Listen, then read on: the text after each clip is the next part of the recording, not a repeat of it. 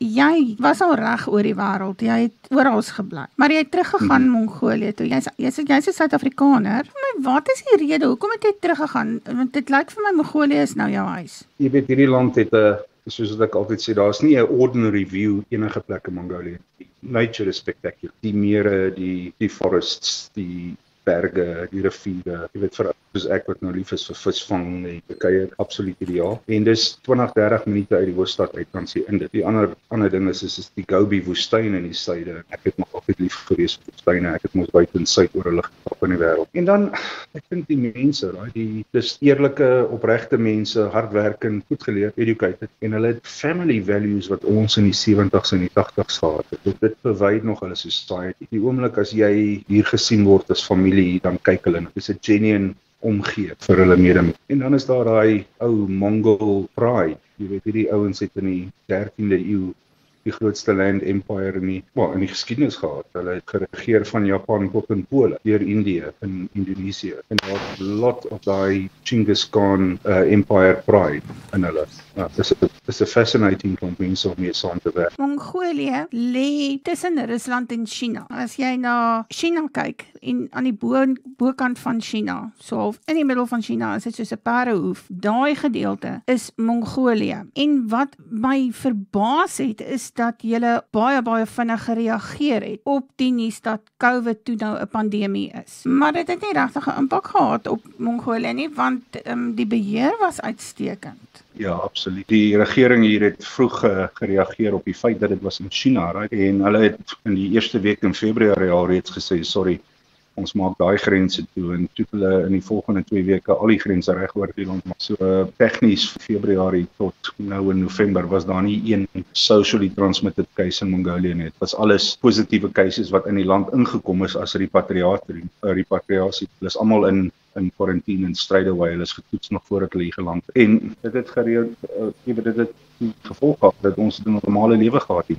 Leon, dit is die land waar hulle die volke maak om vir hulle te jag, maar dit word letterlik met liefde gedoen. Daar is geen geweld nie. Is dit die natuur van die mense? Mongolians weet om die natuur te gebruik. Hulle doen dit nou al vir 25.000 jaar. En die volke obviously is 'n baie integral gedeelte van hulle leefstyl op sekere dele van die jaar. Wanneer die marmotte en die hase redelik volop is, maar die ander wild het nou nog nie inbeweeg nie. Hulle deel natuurlik hulle vangs met die voëls uiteraard. En die voëls bly by die families tot hulle seksueel mature. Oomblik as hy voel mature is, en dit vat so 8-9 jaar vir 'n arend, en dan gaan hy sommer net op sy eie weg. Hulle keer hom nie eers nie, hulle laat hom gaan, want daar is altyd nuus wat hulle in die stelsel inbring. Dis 'n tradisie wat, soos ek sê, het so oud soos die step is hier so rondom ons. Hulle is sterk oor 'n perd natuurlik. Hulle is natuurmense. Die trekboer of die nomadiese boer in Mongolië is nog 'n groot deel van die tradisie, reg? Grondeienaarskap as 'n boer is nie regtig waar 'n groot ding in Mongolië nie, tensy jy wil gesaides en plant. En die weer hierso in die grond is nie van so aard dat jy groot oeste kan hê nie. So daar's bietjie groente, bietjie koring, etc. Maar meestal is animal husbandry is die ding hierso in Mongolië. Perde, beeste, skape, jak, bokke is die groot money spinners, en jy ons trek agter die weiding aan die hele jaar. En in die winter dan word daar obviously voer geprovide vir die diere. Winter hier is baie taaf. Dis nie snaaks om 'n -50 in die noorde te sien nie, hier rondom Ulaanbaatar, die hoofstad, -45 in middel Januarie.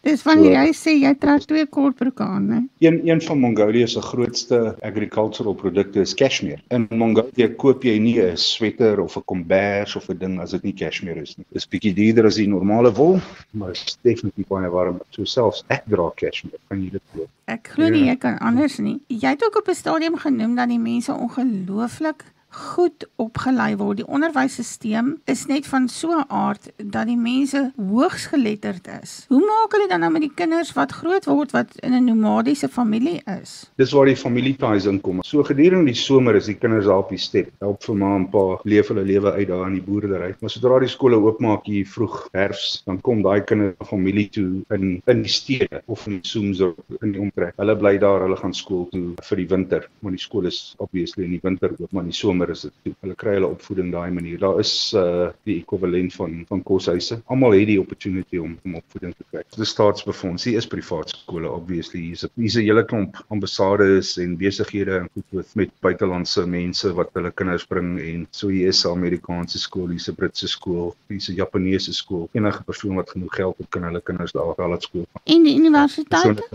Wel, my informasie wys dat 70% van Mongolian skoolverlaters gaan universiteit en dan is daar omtrent 15% wat na die ekwivalent van 'n polytechniek of 'n technikon toe gaan. Die ander beweeg in die polisie, bankwese en ander konstruksierelated departemente. Jou werknemers is meestal gegradueerdes. Jy het genoem dat die vrouens ontsettend hard werk. Is dit deel van hulle tradisie? Hier is die ding, ek dink 'n mens moet begin met 'n geskiedenisles. In die tradisie van die Mongols het die mans die veeloop oppas en die vrouens het die local economy om die huis gedryf, right? Hulle het getrei, hulle het gekoop, dit was die man se werk om die skape te gaan haal, om hulle op te pas, om hulle te skeer. Maar die oomblik as daai skaap geskeer is, word die wol die vrou se besigheid. Die vrou in Mongolië was nog altyd die spulpunt waarom die ekonomie gedraai het vir duisende jare. Daai ding het nie verander nie.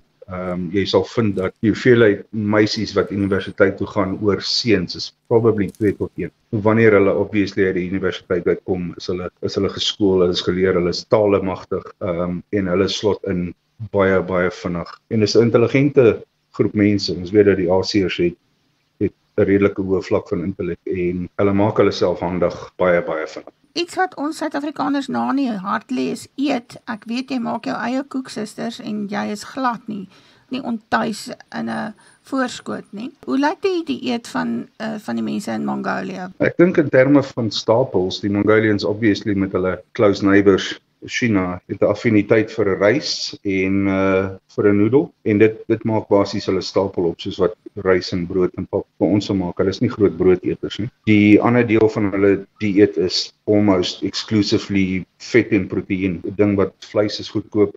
Die Mongolians vrek oor lam, dis orals. Verskillende lamsgeregte. Meestal van dit is as gevolg van hulle fobie vir infeksie en siektes en stuff. Die goed word doodgekook. Hulle spice hom nie regtig baie nie. Ek voel nooit happy met die kos wat voor my neergesit word voordat ek omtrent 2 teelepels sout in gesmy het. Maar dis maar hoe hulle is. Hulle het natuurlik verskillende weergawe van verskillende geregte. Hulle eie weergawe van die Chinese dumpling, hulle eie weergawe van wat ons sou sê is 'n meat pie. En dit word op sekere funksies en feeste. Oor die algemeen is dit hoender, bees, skaap, meestal stews en sop en dan sal daar 'n rysie of 'n noedel iewers op die sideline verskyn. Slaaie nie vreeslik baie van die nie, alhoewel hulle daarvan hou om groente in hierdie stews te sit, soos aartappel en wortel en turnips. Dis about it. Hulle het 'n baie simpel cuisine as gevolg van die feit dat hierdie land nie baie vir jou baie gee gedurende die somer nie. Byvoorbeeld nie 'n vrugteboom in Mongolië nie. Die groeiseisoen is eenvoudig net kort en dit word nooit warm genoeg. So hulle groei dinge soos kool, aartappel, wortel, patat en 'n tamatie my. But that's about it. Daar is nie iets van smaak nie. Dit is dit word maar geëet as gevolg van die feit dat jy dit in jou lyf moet kry. O ja, absoluut. En hulle obviously favor die vetter cuts. As gevolg van die natuur. In die winter hierso het jy 'n groot energy burn net om warm te bly as jy die hele dag buite is. En hulle favorite wintervleis is natuurlik perdevleis. Ja, dit sal nou seker 'n party mense se wenkbroue laat lig. Proe dit anderster? Ek kan nie regtig die verskil proe nie, reg. Hy's 'n bietjie donkerder in kleur as beesvleis, maar ek kan nie die verskil proe nie. Ek het nou al so 'n paar kilogram perdebiltong ook gemaak hierso en meeste van die Aussies wat ek dit voorvoer sal nie weet hulle het nou perdebiltong geëet. Neem aan jou cuisine word hoog aangeslaan. Ek dink as hulle sin kan kry, ten minste eenmal 'n week by jou kom kuier om te braai. Ek like braai en ek nooi baie van hulle saam. So eenmal 'n week dan kook ek nou 'n lekker skaap of 'n bees of 'n hoender curry met aartappeltjies en worteltjies en al die ander dingetjies wat daar inkom. My eie curry mix wat ek hierso rondom op by die Indiese restaurant kry. Dan vat ek so 'n groot pot daar na die kantoor toe en dan word hy vinnig opgesluk. Natuurlik 'n koeksuster moet jy nie naby hulle vat nie want hulle sal mekaar doodslaan oor die goed. Ek is besig om 'n paar van hulle te leer om van hierdie goed te maak, want hulle is ons nogal geïnteresseerd. My tradisionele boerekos, jy weet die ou groen boontjie aartappel mash, soet pompoen, Dit word nogal hoog aangeslaan. Wat se tradisie het hulle tydens nou hierdie aan die einde van die jaar? Het hulle Kersfees? Wat vier hulle? Hulle vier nie offisieel Kersfees nie, alhoewel, jy weet, jy sal 'n paar Kersversierings sien in die dorp, liggies en Kersbome en sulke dinge. En ek dink die Mongolians is stadig maar seker om opgesluk te word in hierdie kommersiële Kersfees. Hulle is uit die aard van die saak Boeddhists, so Kersfees maak nie vir hulle enige sin op hierdie stadium nie. Alhoewel Nuwe Jaar is vir hulle 'n groot ding. Hulle is obviously lief om uit te haak oor 'n nuwe jaar en die parties hierso is nogal grand hoor en seer. Hoe lyk so 'n partytjie? Dis 'n uitstap, jy raai, jy trek jouself mooi aan, jy gaan gesig raak. En die girls te wyd en almal, jy weet dit is by verskillende hotelle en die hole reg oor die stad en dit is net 'n bus. Almal gaan en het 'n lekker tyd en hier 12:00 die aand dan trek al omtrent 15 government sponsored vuurwerk vertonings reg oor die stad los en veral hierso op die City Center Square hier by die parlement. Nou ek bly 120 meter van die parlement af en ek het 'n great view oor die square. So ek hoef nie eens in die koue te gaan staan om te kyk nie. Ek kyk sommer by die venster uit. Wat is die lewenskoste in Mongolia? Okay, so die local currency is 'n toegruk, so is 184 toegruk per rand. Ek dink, jy weet, ek het nie baie tyd in Suid-Afrika deurgebring in die laaste 20 jaar nie. My gevoel is dat die lewenskoste in Mongolië in terme van dinge soos elektrisiteit, huur en petrol baie similar is as Suid-Afrika. Vleiskoste hierso is min of meer dieselfde. Groente en vrugte is 'n bietjie duurder want dit word ingevoer. Ek dink nie jy sal sleg doen met 'n Suid-Afrikaanse salaris in Mongolië. Jy praat hulle taal. Het jy dit maklik aangeleer? Die rede was jy weet, toe ek dit oorspronklik leer praat het, was daar nie veel translators in die land nie, so ek het die keuse gehad om met niemand te praat nie of die ding te leer. Gelukkig Mongolian in die way dat ons hom pronounce is baie similar as Afrikaans. Ons gebruik die g en die r nogal gereeld. Vir my as 'n Suid-Afrikaner Afrikaans sprekend, was dit nie moeilik om die uitspraak baas te raak nie. Grammar in Mongolian is absoluut banaal, right? Waar ons sê die kat het die hond geëet of die hond het die kat geëet, gaan jy in Mongolië sê hond kat eet. En obviously die tense daarby sit en ons 'n bietjie meer inkleer, maar dis object, subject, verb.